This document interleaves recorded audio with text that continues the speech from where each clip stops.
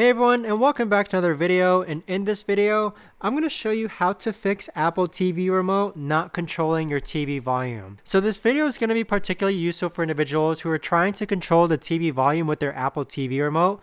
Why is it not working? I faced this issue myself, and initially I had to use two remotes, one to control the volume and then one for Apple TV. So it was kind of a nuisance, but I was able to fix this, and let me show you how. First, we're going to hop onto our Apple TV.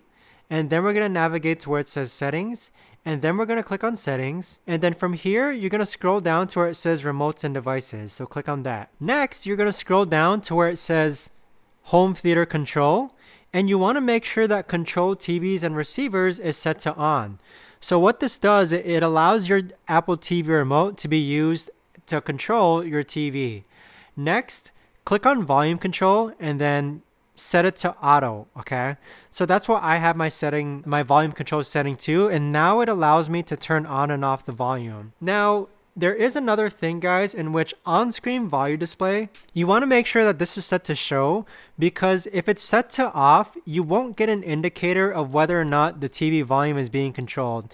So I personally recommend that you set this to show so that you can go ahead and control your TV volume, and you'll know when you control your TV volume, as you can see here. But that right there, guys, is the best and easiest way that I know of to actually go ahead and fix Apple TV remote not controlling TV volume. If you guys know of a better or easier way to actually do this, let me know in the comments down below. I would love to know. Thanks so much for watching, everyone, and I'll see you guys all in the next video.